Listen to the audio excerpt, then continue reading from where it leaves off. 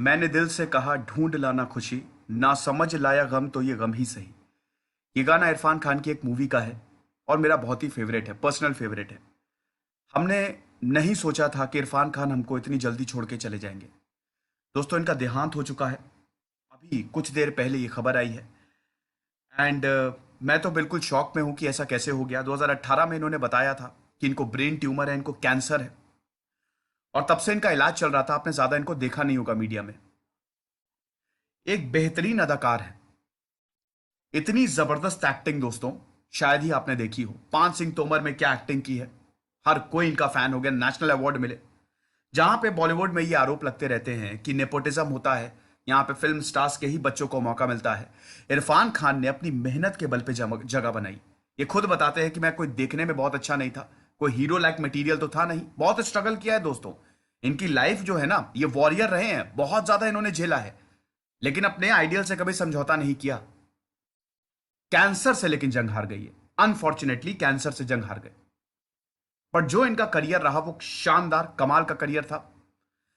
हम इस लेक्चर में इनकी बायोग्राफी देखेंगे। हमारा ट्रिब्यूट है, स्टडी आईक्यू का ट्रिब्यूट है इरफान खान को, जो इन्होंने एक गोल्डन करियर जो इन्होंने बनाया अपना, और इतनी बेहतरीन मूवीज दी, हमको हंसाया, हमको रुलाया। हमारी तरफ से इरफान खान को एक ट्रिब्यूट। इरफान खान की बात करें दोस्तों, तो इनका जन्म राजस्थान में हुआ था जनवरी 1967। 1967 को इनका जन्म हुआ और एक लोअर मिडिल क्लास में जन्मे थे ये। इनके पिताजी कोई बहुत अमीर नहीं थे। पिताजी का नाम था जागीर खान। टायर की दुकान थी उनकी, शिकार भी करने जाते थे, लेकिन ऐसा नहीं था कि बहुत अमीर फैमिली थी। आपको बता दूं कि जुरासिक पार्क, इन्होंने बताया अपने इंटरव्यू में कि जुरासिक पार्क मूवी उस समय रिलीज हुई थी और इनके पास मूवी देखने के लिए पैसे नहीं थे। और इन्होंने अभी जो जुरासिक वर्ल्ड आई थी उसमें उस पार्क के ओनर का रोल प्ले किया। किस्मत देखिए जरा, एक समय पे उसी मूवी को देखने के पैसे नहीं थे, स्टीवन स्पीलबर्ग की बेहतरीन जुरासिक पार्क, और फिर जुरासिक वर्ल्ड में इन्होंने जुरासिक पार्क के ओनर का रोल प्ले किया। ऐसे किस्मत बदलती है। अब राजस्थान के जयपुर में जन्म हुआ। इनके पिताजी वैसे टोंक से आते हैं। 1967 में इनका जन्म हुआ। वॉरियर रहे हैं दोस्तों। कैसे? इरफान खान बताते हैं कि मेरे लिए एक्टिंग जीना मरना था। मूवीज मेरे लिए जीने मरने का सवाल था। मुझे और कुछ करना ही नहीं था, और ये मैंने बहुत कम उम्र में सोच लिया था। लेकिन द प्रॉब्लम वॉज कि मैं बहुत ज्यादा शाय था, मैं बहुत ज्यादा इंट्रोवर्ट था। मैं स्कूल में जो क्लासेस होती थी सबसे पीछे बैठता था और इतना ज्यादा शर्माता था कि टीचर भी मुझे नोटिस नहीं करते थे। क्या हुआ कि ये 7 साल के थे। बहुत ही इंपॉर्टेंट इवेंट बताते हैं कि मैं 7 साल का था और पतंग कट के आई और छत पे हमारे बाउंड्री नहीं थी, तो मैं गिर गया नीचे। और जब मैं नीचे गिरा, 7 साल का था, हड्डी पसली सब टूट गई, पूरी बॉडी टेढ़ी मेढ़ी हो गई। डॉक्टर के पास गया, 2-3 साल तक मेरा इलाज चला। रिकवरी में 2-3 साल लग गए दोस्तों। उसका इफेक्ट ताउम्र रहा दोस्तों इनके ऊपर। लेकिन उस 2-3 साल में इन्होंने अपने आप को पहचाना। स्कूल में जाते थे, मजाक उड़ाते थे कि उंगली ऐसी टेढ़ी है, खड़े नहीं हो पा रहे हो, सही से चल नहीं पा रहे हो, बहुत ज्यादा प्रॉब्लम। इनको लग रहा था कि अब खत्म, मतलब सब कुछ खत्म, और ये काफी टाइम तक रहा। आप समझ रहे हैं? मतलब एक इंसान अगर पहली मंजिल से सीधा नीचे गिरे तो उसका तो काम ही खत्म। तो ये रिकवरी में बहुत ज्यादा समय लग गया, और बताते हैं कि वो एक ऐसा फेज था, बहुत ही लो फेज था मेरी लाइफ में, क्योंकि उस समय मुझे किसी का सपोर्ट नहीं था। लोग मजाक उड़ाते थे कि देखो कैसे बात कर रहा है, कैसे चल रहा है, लेकिन मैंने हार नहीं मानी, मैं लड़ता रहा। इंट्रोवर्ट तो थे ही, शायद तो थे ही। पढ़ाई इन्होंने जयपुर से ही पूरी की। जयपुर में इन्होंने अपना ग्रेजुएशन किया। अब इनके पिताजी चाहते थे कि ये कोई हुनर सीख ले। पिताजी का बिजनेस था, ठीक ठाक बिजनेस था, अच्छा चल रहा था। इनकी माताजी चाहती थी, इनकी मम्मी जो है वो ये चाहती थी कि मेरा बेटा खूब पढ़ाई लिखाई करे और पढ़ लिख के लेक्चरार बने। बहुत सपने पाल रखे थे इनकी माताजी ने। तो इरफान खान, अब देखिए इरफान खान जो है वो मूवीज देखने जाया करते थे, ठीक है। दिलीप कुमार और नसरुद्दीन शाह की मूवीज देखने जाया करते थे वो। जब 11th-12th में थे तो एक बहुत ही वहां का फेमस हॉल है, वहां पे मूवीज देखने जाते थे और फैन हो गए दिलीप कुमार के। अब इनको लगा कि मुझे एक्टर ही बनना है और मुझे कुछ करना ही नहीं, लेकिन परिवार के सपने कुछ और। अब छोटे परिवार के छोटे सपने आपको पता ही है दोस्तों, ठीक है, कि अक्सर हम बॉलीवुड, अगर उस समय कोई बॉलीवुड कहता था अरे बहुत बड़े एक्टर बनेंगे ये, बेटा पहले पढ़ाई लिखाई कर लो, यही होता था। इरफान खान के साथ भी यही था। ठीक है, कोई बहुत अच्छी कदकाठी नहीं थी। बताते हैं कि मैं बहुत ही पतला सा, काला सा, ठीक है, और बहुत ही एक अनअट्रैक्टिव चाइल्ड था। ठीक है, हर कोई इग्नोर ही करता था, कोई नोटिस नहीं करता था। और बॉलीवुड में अगर कोई ऐसा जाए तो समझ लीजिए कि क्या होगा। अभी हम टैलेंट को रिकॉग्नाइज कर रहे हैं बॉलीवुड में, लेकिन उस समय लुक्स के बल पे ही मौका मिलता था, और आउटसाइडर्स तो बहुत मुश्किल होता था उनके लिए जगह बनाना। तो इरफान खान तो लेकिन करना था बॉलीवुड, जाना था इनको मूवी इंडस्ट्री में। सपना तो पाल लिया था कि करना है तो मूवीज ही करनी है और कुछ नहीं करना है। उसके बाद इन्होंने अपना ग्रेजुएशन किया, फिर ये उर्दू से एमए कर रहे थे। अब इसी दौरान क्या हुआ कि 19 साल की उम्र में इनके पिताजी का देहांत हो गया। अब ऐसा है कि पिताजी का देहांत हो गया तो इनके ऊपर जिम्मेदारियां आ गई, परिवार की पूरी जिम्मेदारियां आ गई। अब जब परिवार की इनके ऊपर जिम्मेदारी आई, और इन्होंने तब तक ये सोच लिया था, पिताजी के देहांत से पहले सोच लिया था कि अब मैं सब कुछ छोड़ छाड़ के दिल्ली चला जाऊंगा, मुझे एक्टिंग सीखनी है, तो दिल्ली में नेशनल स्कूल ऑफ ड्रामा है, वहां पे सीखूंगा। लेकिन ऐसा हुआ कि इनके पिताजी का देहांत हो गया। अब इनके पास दो रास्ते थे, या तो घर छोड़ के चले जाएं, लेकिन ऐसा ये कर नहीं सकते थे, घर का खर्चा कैसे चलता, या अपने पिताजी के बिजनेस को संभाले, बड़े बेटे थे। तो इरफान खान को समझ नहीं आ रहा था कि क्या करें, मेरा सपना इधर वेट कर रहा है और मैं क्या करूं, और इधर माता जी बिल्कुल अलाउ नहीं कर रही हैं कि मूवी करो। तो इनके छोटे भाई ने बोला कि आप जाओ भाईजान, आप जाओ, मैं सब कुछ संभाल लूंगा। तो इनके छोटे भाई ने उस दुकान को संभाला और परिवार को संभाला। इरफान खान चले गए दिल्ली, अपनी माता जी से बोला कि ऐसा है मम्मी, मैं ट्रेनिंग के लिए जा रहा हूं, और जब ट्रेनिंग करके आऊंगा तो मुझे एक बहुत अच्छी यूनिवर्सिटी में जॉब मिल जाएगी और फिर मैं पढ़ाना शुरू कर दूंगा।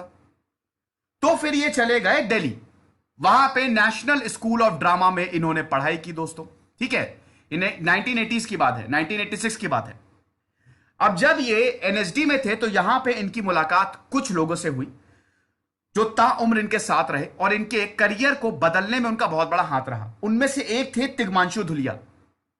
तिग्मांशु धुलिया आपको पता ही है, पान सिंह तोमर तिग्मांशु धुलिया ने बनाई है, हासिल तिग्मांशु धुलिया ने बनाई है। ये दो मूवीज ने इरफान खान को एक्लेम दिया है। इसी मूवी के बल पे इरफान खान बहुत ज्यादा हिट माने गए, नेशनल अवार्ड दिलाया इसी मूवीज ने, इन्हीं मूवीज ने जो तिग्मांशु धुलिया ने डायरेक्ट की। और कैसे तिग्मांशु धुलिया ने इरफान खान को वापस जाने से रोक लिया राजस्थान, ये भी अभी हम आगे डिस्कस करेंगे। कहानी अभी वहां पे पहुंचने दीजिए।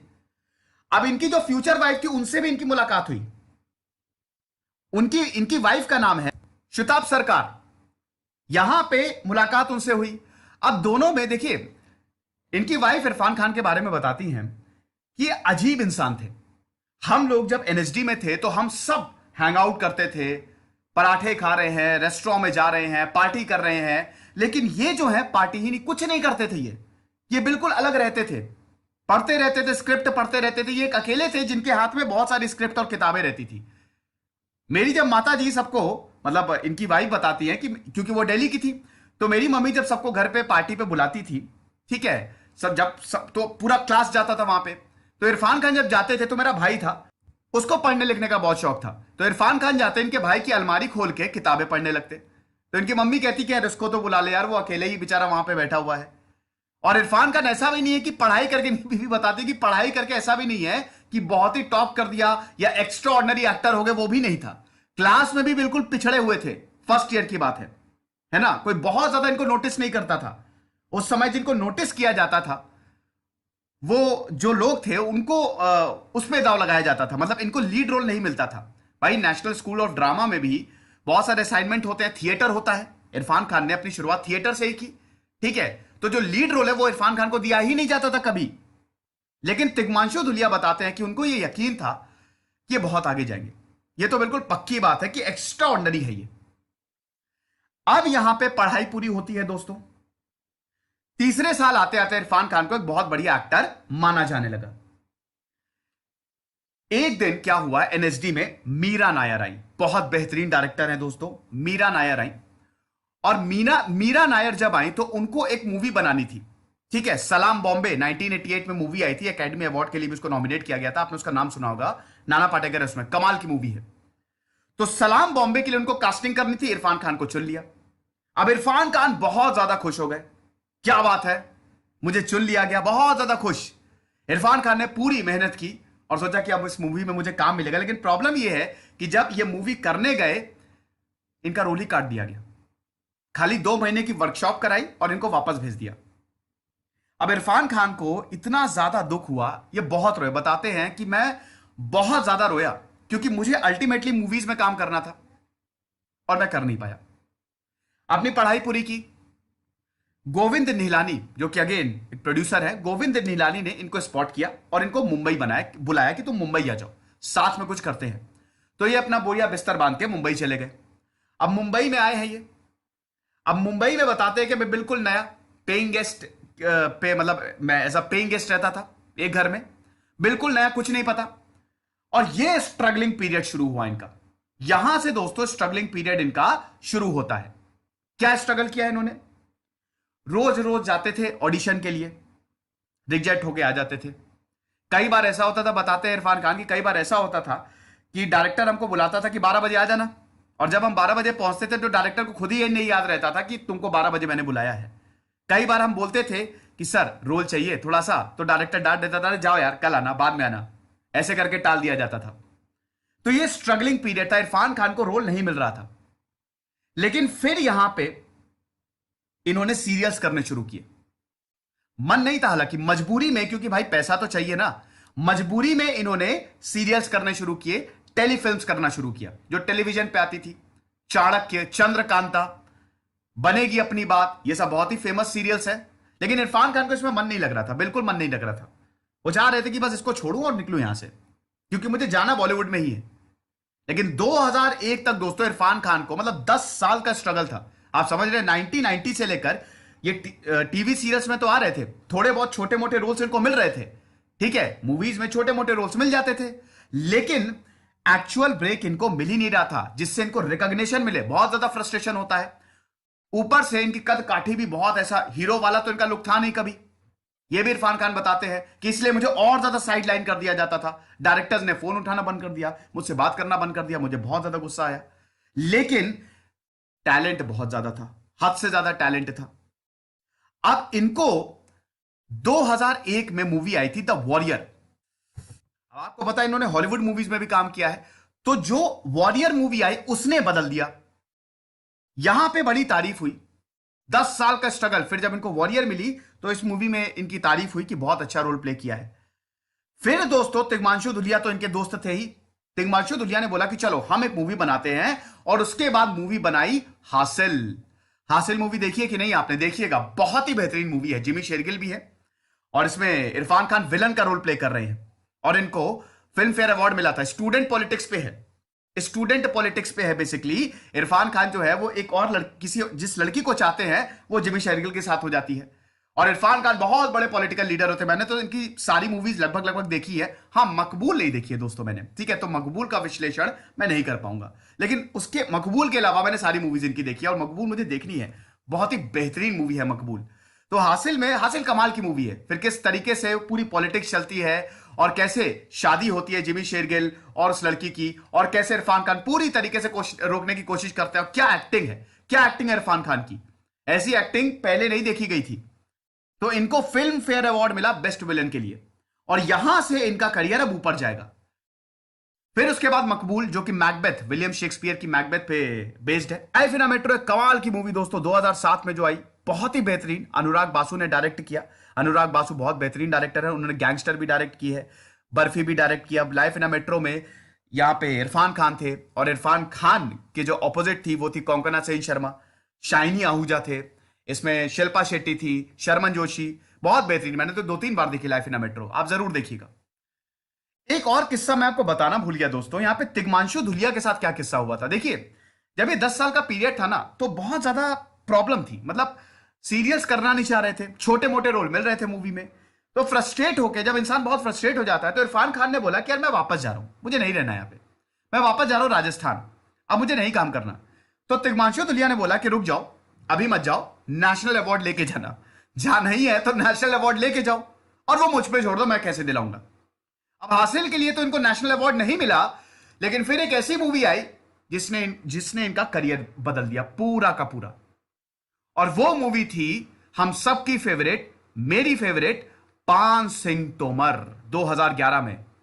पान सिंह तोमर के रिसर्च में, मतलब इस पूरी मूवी की प्रक्रिया जो थी, 8 साल लग गए थे, क्योंकि पान सिंह तोमर के उनके बारे में कुछ भी अवेलेबल नहीं था नेट पे, कोई किताब नहीं लिखी गई, खाली पुलिस रिकॉर्ड्स थे। रिसर्च में 6-7 साल चले गए। पान सिंह तोमर एक ऐसी मूवी थी, और यहां पर इरफान खान बताते हैं कि पान सिंह तोमर में हमने कोई पब्लिसिटी नहीं की थी, खाली एक पोस्टर निकाला था, कुछ नहीं किया था, लेकिन पान Singh Tomar was a very very very big hit. अब आपने देखी है मूवी की नहीं? नहीं देखी है तो डाउनलोड करके अभी इसी वक्त देखिए। क्या बेहतरीन एक्टिंग की है दोस्तों। वो सीन तो कमाल का है कि कभी आइसक्रीम के साथ गुलाब जामुन खाया है तुमने। क्या बेहतरीन एक्टिंग की, डायलॉग डिलीवरी कमाल का, कमाल की डायलॉग डिलीवरी। और बहुत यहां पे इनको इनकी तारीफ हुई, और इनको नेशनल अवार्ड मिला। फाइनली इनको बेस्ट एक्टर का नेशनल अवार्ड दिया गया, और फिल्म फेयर अवार्ड भी दिया गया। अवार्डों की झड़ी लग गई, और उसके बाद इनका करियर फिर एक्सपोनेंशियल राइज आया इनके करियर में, और अब इनको लीडिंग रोल्स मिलने लगे, फिर द लंच बॉक्स, ओहो लंच बॉक्स तो इसमें दो नवाजुद्दीन सिद्दीकी, दो बेहतरीन एक्टर साथ में, एक नवाजुद्दीन सिद्दीकी और एक इरफान खान। क्या बेहतरीन कहानी है, क्या बेहतरीन एक्टिंग है दोस्तों। अब द लंच बॉक्स जरूर देखिएगा। मूवी चलती जाती है ना, लेकिन आप हट नहीं सकते इस मूवी पे, आपको बांधे रखेगी। हैदर में बहुत बड़ा रोल तो नहीं था, ठीक है, हैदर में बहुत बड़ा रोल तो नहीं था, ठीक है, इसमें भी सपोर्टिंग ही रोल इनको मिला था। पीकू में इनको लीड रोल मिला, तलवार में इनको लीड रोल मिला। हिंदी मीडियम तो आपको बता दूं कि स्लीपिंग हिट थी। हिंदी मीडियम 100 करोड़ से ऊपर कमाई की। हिंदी मीडियम, एक बार इनसे पूछा गया था इरफान खान से कि जो बॉलीवुड की मूवीज है, बड़े बड़े हीरोज की मूवी है, वो 100 करोड़ 200 करोड़ कमाती है, आपकी मूवी 100 करोड़ नहीं कमाती। तो इन्होंने बोला कि मेरी मूवी ने 20,000 करोड़ कमाए हैं, ठीक है। कौन सी मूवी है वो? जुरासिक वर्ल्ड, है ना, जुरासिक वर्ल्ड में इन्होंने काम किया था। तो हिंदी मीडियम तो दोस्तों स्लीपिंग हुई है, इंडिया और चाइना में बहुत ज्यादा हिट हुई। और ये आपको शायद जान के हैरानी होगी, भारतीय इतिहास की हाईएस्ट ग्रॉसिंग मूवी है ये, जिसने बहुत ज्यादा पैसा कमाया, ठीक है। तो हिंदी मीडियम बहुत बड़ी हिट रही, और अभी उसका सीक्वल आया अंग्रेजी मीडियम, ठीक है। सीक्वल तो नहीं है, मतलब इरफान खान है लीड रोल में, शूटिंग उसकी पहले ही हो गई थी, लेकिन अंग्रेजी मीडियम। इसी दौरान एक और बहुत बेहतरीन मूवी आई थी मदारी, उसमें लीड रोल में है इरफान खान। मदारी आपने देखी है कि नहीं? आप जरूर देखिएगा, वो तो कमाल की उसमें एक्टिंग है, बहुत ही बेहतरीन। जब इनको पता चलता है कि मेरा बेटा नहीं रहा इस दुनिया में, उस समय जो इमोशनल आउटबर्स्ट दिखाया है इरफान खान ने, वो काबिले तारीफ है, आप खुद भी रोने लगे। हॉलीवुड मूवीज की बात करें, हॉलीवुड मूवीज में नेम सेक, दार्जिलिंग लिमिटेड, अमेजिंग स्पाइडरमैन में इन्होंने, अब इसमें बहुत बड़े बड़े रोल्स तो नहीं किए थे। जुरासिक वर्ल्ड आई थी, इन्फर्नो आई थी, ठीक है, ये चीज। और उसके बाद दोस्तों कुछ और बॉलीवुड मूवीज में भी इन्होंने काम किया था। करीब करीब सिंगल आई थी, जब इनको कैंसर डायग्नोस किया था उसी समय करीब करीब सिंगल आई थी। और तब मैंने इनका राजीव मसंद के साथ इंटरव्यू देखा था, 3 साल पहले उन्होंने इंटरव्यू किया था, और उसी समय करीब करीब सिंगल ही थी शायद वो मूवी के लिए ये आए थे, और इन्होंने इंटरव्यू दिया था। और उस समय इनको नहीं पता था, उस समय बिल्कुल फिट लग रहे थे, लेकिन ऐसा बोला जाता कि करीब करीब सिंगल के सेट पे भी कभी कभी इनकी तबीयत बिगड़ जाती थी। तब इनको पता चल गया था कि कुछ तो गड़बड़ है, और 2018 में इन्होंने बताया कि मुझे न्यूरो एंडोक्राइन ट्यूमर है। ट्विटर अकाउंट से इन्होंने, अपने ऑफिशियल ट्विटर अकाउंट से सबको बताया। लेकिन दोस्तों ये 2 साल में, फिर ये ब्रिटेन चले गए इलाज के लिए, 2 साल में इनकी हालत काफी सुधर गई थी, ये रिकवरी मोड पे थे, भारत भी आ गए थे। फिर इनको मुंबई में कोकिलाबेन अस्पताल में भर्ती कराया गया, और 27 अप्रैल को उनको भर्ती कराया गया, और आज ही 29 अप्रैल 2020 को यह खबर आई, आज के दिन यह खबर आई, 53 साल की उम्र में इनका देहांत हो गया। तो ये दोस्तों हम सबके लिए एक बहुत ही चौंकाने वाली खबर है। तो ये बहुत ज्यादा शॉकिंग न्यूज आई दोस्तों, इरफान खान का देहांत हो गया। मुझे तो विश्वास ही नहीं हुआ कि ऐसा कैसे हो सकता है, लेकिन अब यही सृष्टि है। Death is the ultimate truth and you have to accept it. तो भगवान इनकी आत्मा को शांति दे और परिवार को हिम्मत दे। खुश रहिए, पढ़ते रहिए। दिस इज सिद्धांत अग्निहोत्री।